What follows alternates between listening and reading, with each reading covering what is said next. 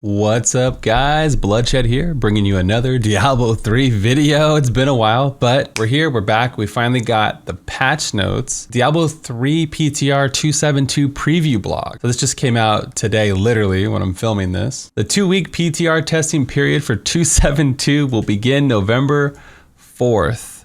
Now, it can go live anywhere from 10 in the morning Pacific Standard Time all the way up until 6 p.m. with an average being around noon, I think, lately. Lately, it's been around noon unless there's any kind of setbacks and it gets pushed back further. But November 4th, and it's going to be 2 weeks long. Typically, we have a month turnaround once we get the PTR. What I'm saying is the season's probably going to start on the 3rd or the 10th of December.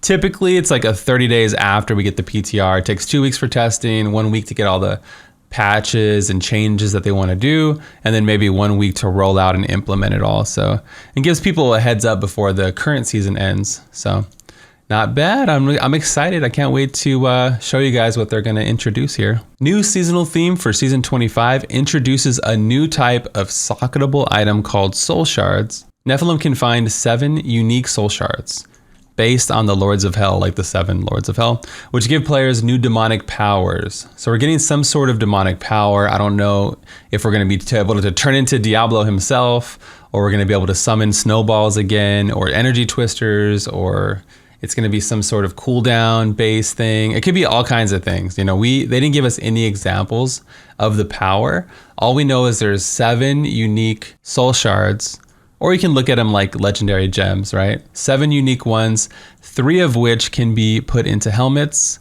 So you can pick 1 out of 3, and then 4 of which can be put into weapons. So we'll have 1 unique legendary gem soul shard for your helm, and then 1 unique legendary soul shard gem thing for your weapon. Each soul shard can be upgraded 3 times using a new consumable, the Hellforge Ember. You get Hellforge Embers just from anywhere, just killing things. You also get the soul shards themselves by killing things, but bosses apparently have a higher chance to drop them.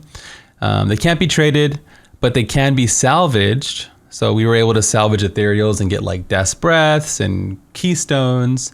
So maybe you'll get some cool stuff for salvaging them. Or you can put them in the cube as an augment. It says, or utilized in Kaldassan's Despair, which is basically augmenting your armor. Now, these gems have 3 tiers of upgrades.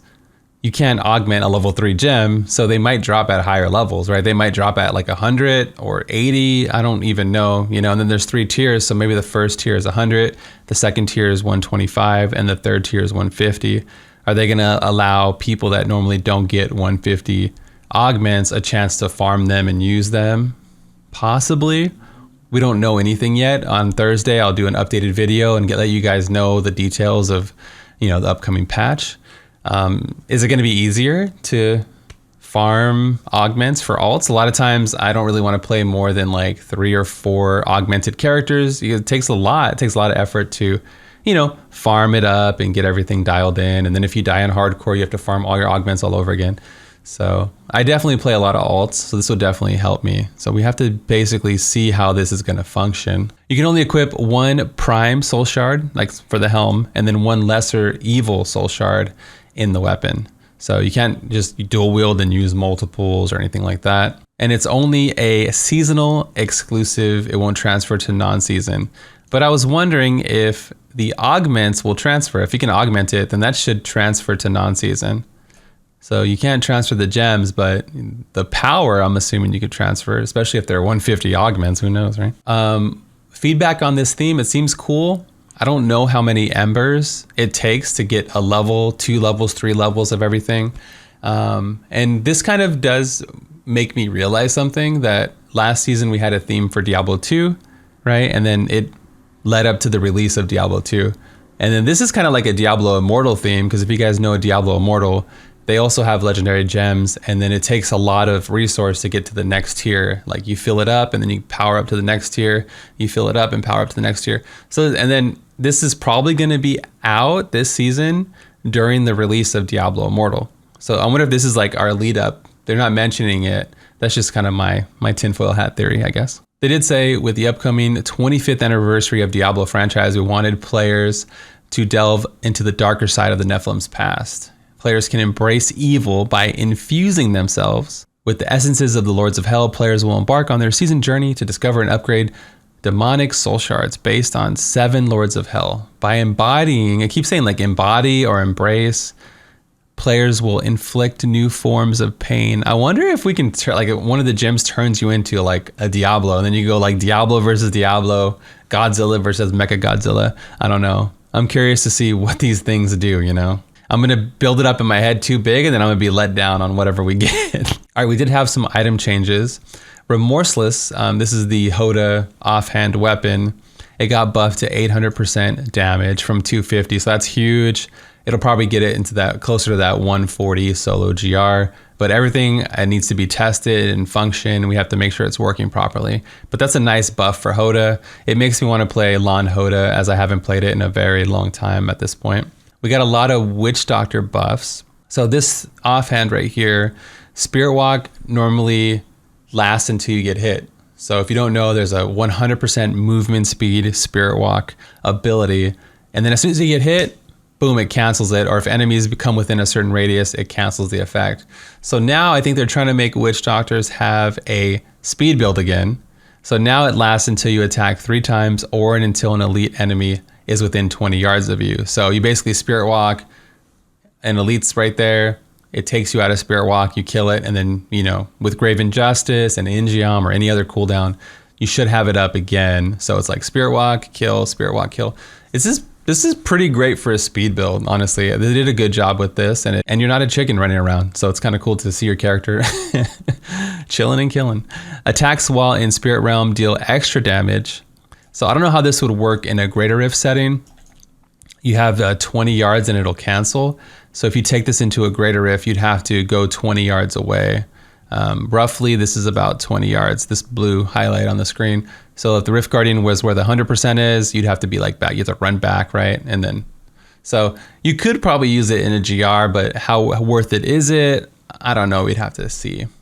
Lakumba's got a nice quality of life buff. Reduce all damage taken by 60%. But now you get that 60% bonus if you even have 1 lonely stack. So if you play softcore and you die, you know it's hard to get back that 1 stack. Or if you make a mistake and you whiff your soul harvest, and you lose all your stacks, all you need to do is get that 1 again to get your damage reduction.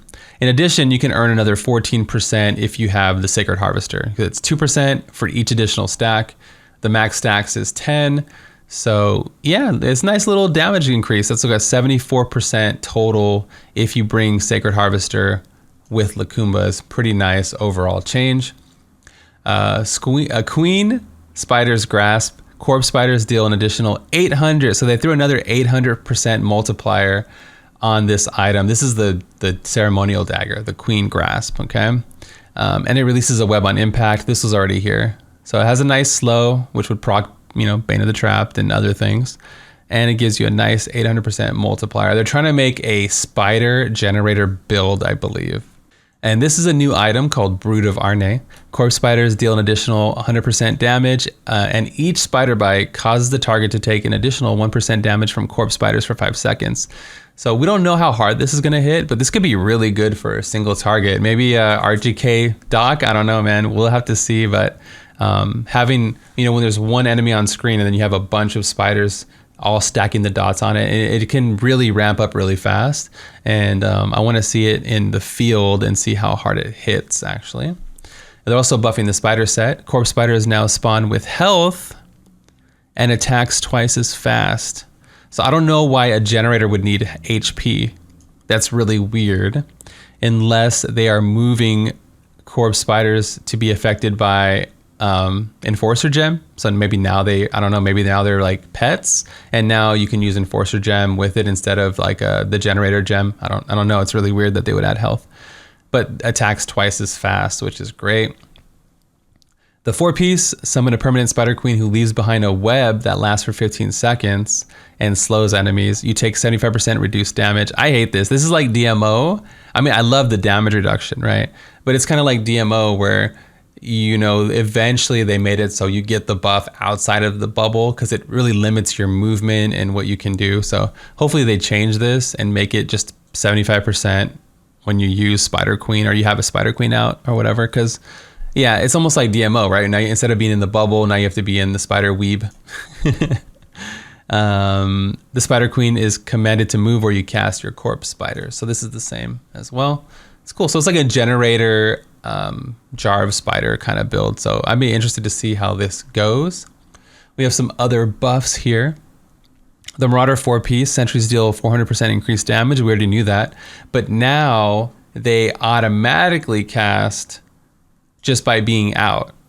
So like, let's say you have multi-shot in your Marauder set and you drop a sentry, 5 sentries, they're all just going to be shooting multi-shot even if you don't cast it.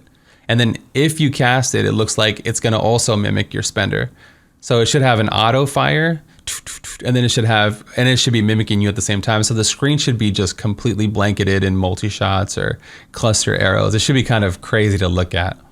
So that should be a nice just flat damage increase for Marauder across the board.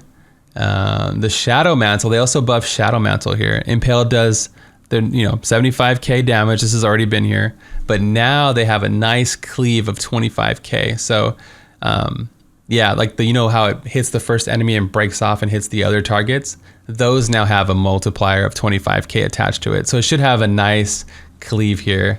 It even says we adjusted the Demon Hunter Marauder set to give it some functionality, and the power shifted back to the sentries. Additionally, we buffed Shadow to make it more effective against multiple targets. So that's pretty cool. My Necromancers out there might be pretty happy to know that the rat runs are going to be back. Currently on live servers, it's a 500% damage buff to each minion. On the PTR on Thursday, it's going to be 1750. So that's a 3.5 times damage increase from where it's currently at. Pretty insane. I'm pretty sure this is going to slap insanely hard, and this is going to be like the star of the patch for a little bit, and then they'll adjust it, and hopefully it's viable. Hopefully they don't nerf it. Hopefully it just ends up being a nice, good, viable build, It says the rat redesign was not as strong as they initially hoped. That's the truth for sure. And sadly, I'm a wizard lover here. Firebird set got nerfed by 50%. The 2-piece went from 3,000 to 1,500, and the 6-piece went from 5k to 2,500. So I'm pretty sad to see this, even though it is a really powerful build. Like they need to find a middle ground, not just the strongest build. Now it's like, maybe like this is like a 10 GR nerf roughly, just off the top of my head. So hopefully, they find a nice middle ground where it's like maybe a solo 145 territory versus knocking it all the way down 10 levels or something like that. Let me know what you guys think about this. Obviously, this is really powerful. I did have a problem with what they said here, though, too. They said Wizard has been one of the strongest builds in the game. Okay, that's true. But it says for all activities, which is not true, right? Is it not the speed farming meta? It's not the best key farm build. It's not the best bounty build. So I don't know what all activities means. It's just the best. It's one of the best solo pushes. It's time to reduce the power and bring it more in line with other classes and builds. So I don't know what all activities they're talking about, right? We'll see. So that's it. Overall, I'm really excited. I guess we don't know what to expect with these gems. We don't know how many resources it's going to take to get to the next gem level. I'm trying to find it. Like there's a lot of unknowns still, but I'm hopeful. Where is this thing at? I'm hopeful. Like we don't know how many embers it's going to take to fill these things, right? So we'll have to wait and see. Definitely check for the follow-up video on that. I also noticed there's no pet or portrait in the patch notes. It doesn't mean we're not going to get it, but it is kind of weird. Normally they mention, unless I missed it, and normally they mention it though.